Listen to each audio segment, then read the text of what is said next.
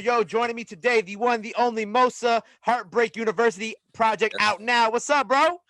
What's up, man? What's up? It's Heartbreak Mosa, Heartbreak University out now. It's a pleasure to be here. Pleasure to, you know what I'm saying?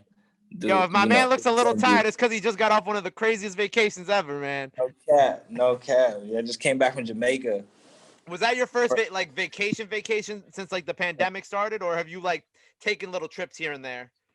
I did little trips, like just little shit around the state, but like not around the state, around the country. But that was my first time out the country. I'm sure that probably felt like fucking amazing. Yeah, it was crazy. It was unreal. And, you know, obviously, I'm going to ask this because I saw you out there. You were out there with Popcaan, right? So, like, have you and Popcaan ever talked about getting on a joint? Or have you ever worked together? You know what I'm saying? Like, has that we haven't worked together yet, but we talked about, you know what I'm saying, getting on, you know what I'm saying, getting on certain songs. We talked about, like, a Mad Friendly remix or, like getting something new in, you know what I'm saying? So, the Mad Friendly remix, you were thinking about doing that with Popcaan? Yeah, we were talking about it, but you know, we might just do something new from scratch, whatever it is. You know, either way, we definitely gonna be working and getting some music out together. Did you get to create any music out there? Or was that just like a strict kind of I'm a chill? Yeah, it was kind of just catch some vibes, inspiration. You know what I'm saying? It was also we were out there for Jazz's anniversary, and dope. a friend of mine's birthday. Oh, dope. Well, you know, we're about a month after the project came out, man. Like, looking back on, do you feel like so far the Heartbreak University project has done what you've wanted it to do when you put it out? Yeah, it has. You know what I'm saying? Like, I just wanted to give something for everybody, and that's exactly what I'm getting back. You know, I'm always hearing people saying they like, you know, this song. I like this song. I like this song. It's always a different song I'm hearing about. So it's definitely out there doing this thing, what I wanted it to do. I always write down my favorite songs from the project of the artists I interview because I'm bad with like remembering songs off the dome. So Stranger Things is one of them, Potential, and then of course Mad Friendly, because like, you know, that joint is crazy. And with this project, you know, and I've asked this a lot lately, what is one record on this project that you feel like got more love than it's gotten so far? Because, you know, like which one? What do you mean? Like, okay, like a song that you really loved. And like you know what I'm saying? Like when artists make a record, they're like, "Oh, this is gonna be the record." I say Clementine. Clementine. I'm like, damn, like I really like that song just because it's so different. You know what I'm saying? Like, there's nothing that sounds like that that's out there right now. So that's why I hold it. That's why I hold that one, like, you know, close to your heart. Yeah, at that position. Because, you know, there's always like the records that you make where it's like, oh, this is gonna be the record, and then it's like, oh, this other record blew up instead, but you still got love for the other joint. Exactly. But I mean, I see Clementine got like the star next to it on Apple Music.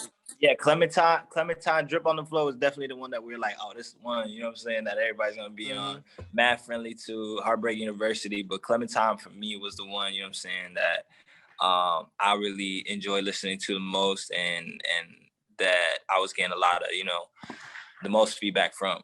Right. And so obviously on this project, you're in good company on this project production wise. You have Mike Dean who lended, you know, some of his skills on the project. How did you kind of link with Mike Dean to you know, to work on this? Man, it was jazz. You know, we were in the studio, we were listening to Stranger Things. Funny you say, like, that song was just, you know, we were like, damn, this needs something big to it. You know, we need somebody to add like something more to the beat or whatever it was. And so we're in the studio, Jazz called Mike, sent him the song. Pretty sure like that same night or like the next day or something, he said he wanted to do the whole project.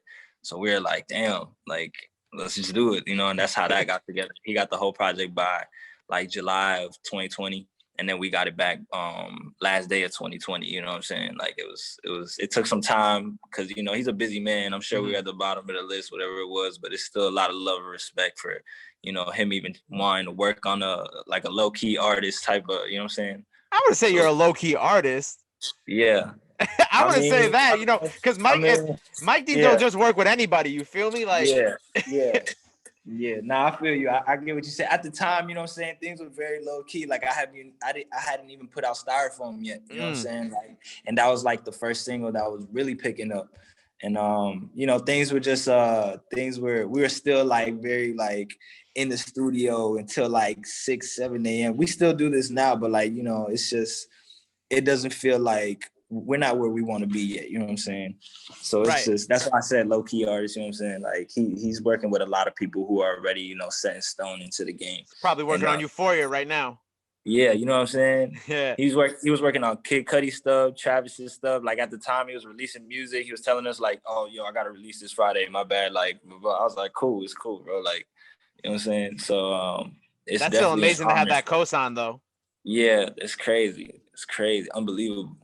And speaking of like cosign, so I saw when you DM Drake Mad Friendly. It was Mad Friendly, right? That's what you DM'd him? Yeah. First of all, like did y'all already follow each other? Like how did that record kind of end up getting to him? I mean, obviously through DM, but like, following each other and whatnot. So prior to that, like, he's reposted me like on Instagram, our story, me and Jazz listening to music, and I said happy birthday to him. He said thank you through the DMs. Everything's just very low key. I don't really post like stuff like that.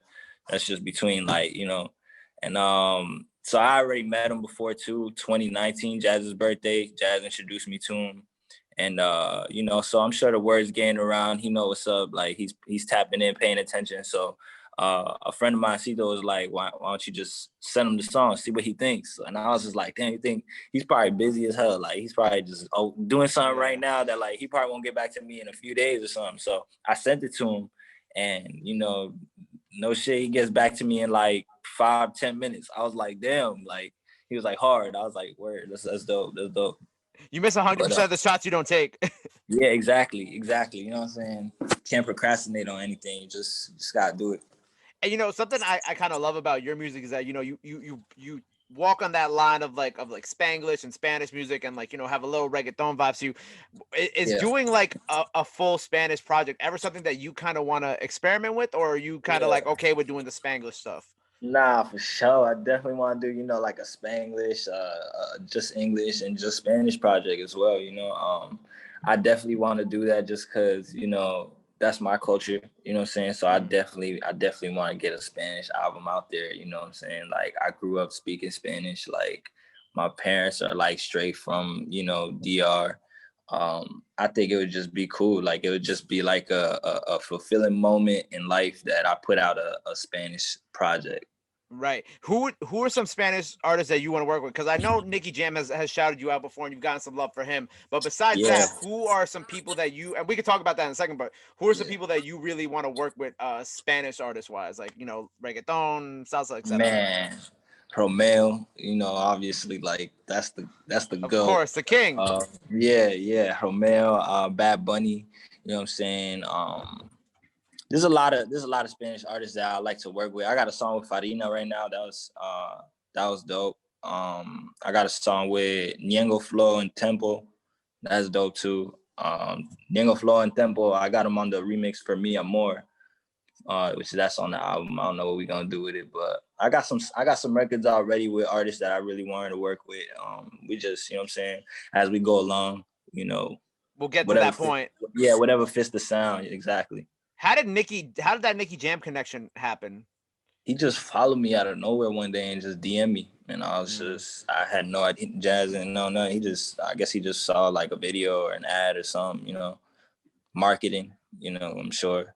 I would say like the one amazing thing about Spanish artists is that they always support each other. You know what I'm saying? Like whenever you look at like the comments of like a J Balvin post or like even like a Nicky Jam post, it's just like every other Spanish artist you can think of, just like, and you're like, why is like there's like Wisin Yandel, Daddy Yankee, like Balvin. You're like, God damn, they're all in these comment sections. Like what? Yeah, exactly. You know what I'm saying? That's how it should be too. It's always love. That's how I like to present myself to other artists as well, not just in the Latino industry. Like I like, just showing love all the time, being in the comments. I like people seeing me in those comments too, That's how it should be always. No, and I love that. So, obviously, we said Romeo and all that, but is there anyone else, that you kind of really want to tap in with? Or was that kind of like it? That was it? Or even production wise, because there's like a lot of really dope like Sky Rompiendo. Who else is out there?